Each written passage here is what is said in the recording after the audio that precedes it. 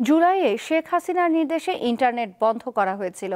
তদন্ত সংস্থার কাছে একথা স্বীকার করেছেন সাবেক আইসিটি প্রতিমন্ত্রী জুনায়েদ আহমেদ পলক।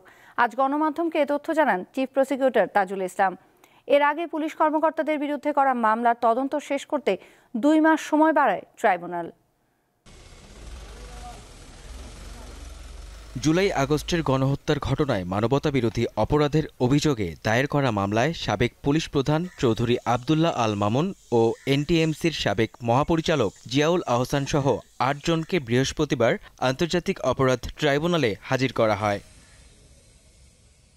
গণহত্যার মামলার তদন্তের অগ্রগতি রিপোর্ট তুলে ধরার দিন ধার্য করা থাকলেও প্রসিকিউশন টিম তদন্ত শেষ করতে 2 মাসের সময় বাড়ানোর আবেদন করে।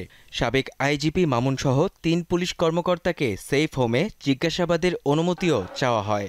আদালত জিজ্ঞাসাবাদের অনুমতি এবং আগামী 20 ফেব্রুয়ারি অগ্রগতি প্রতিবেদন দাখিলের নির্দেশ দেয়। 3 জন আসামি আব্দুল আল মামুন, শহীদুল ইসলাম এবং আব্দুল্লাহ আল কাফি, এদেরকে আমরা তদন্ত সংস্থার কাছে জিজ্ঞাসাবাদের জন্য আমরা সময় চেয়েছি। আগামী 26, 29 এবং 30 এই 3 দিন আলাদা আলাদাভাবে প্রত্যেককে জিজ্ঞাসাবাদ করা হবে। তিনি জানান, আন্তর্জাতিক অপরাধ ট্রাইব্যুনালে জুলাই আগস্টের ঘটনার বিচার হতে পারে না বলে আবেদন করেছেন জিয়াউল আহসান। তিনি আবেদন করেছেন এই ট্রাইব্যুনালের নাকি এই মামলার বিচার করার ক্ষমতা নাই। এটা হচ্ছে প্রথম কথা। এই ধরনের পিটিশন ওনারা দিয়েছেন, তো দিয়ে ওনারা একটা হাইপ তৈরি করতে চান, দুনিয়াব্যাপী একটা নয়েজ তৈরি করতে চান। এগুলোর আমরা যথাযথ আইনি প্রক্রিয়ায় জবাব দেওয়ার জন্য আমরা সময় চেয়েছি। আগামী 1 মাস পরে এটা শুনানি হবে 20 জানুয়ারিতে।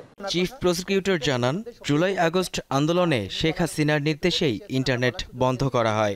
জিজ্ঞাসাবাদে এ তথ্য জানিয়েছেন সাবেক আইসিটি প্রতিমন্ত্রী জুনায়েদ আহমেদ পলক। স্বয়ং স্বীকারোক্তি দিয়ে বলেছে বা নিজে স্বীকার করেছে যে এই ইন্টারনেট প্রধান যে নিউক্লিয়াস শেখ হাসিনা তার নির্দেশে, তার পরবর্তী কমান্ডার জুনায়েদ আহমেদ পলকের পরবর্তী নির্দেশে এই ইন্টারনেট প্রোভাইডার যারা আছে, বিটিসিএল আছে এবং বাংলাদেশ সাবমেরিন কেবলস পিএলসি, এরাও চিঠি দিয়ে জানিয়েছে যে তারা কার কার নির্দেশে এটা বন্ধ করেছে। তাজুল ইসলাম জানান, জুলাই আগস্ট গণহত্যার সাক্ষীদের টার্গেট কিলিং করা হচ্ছে।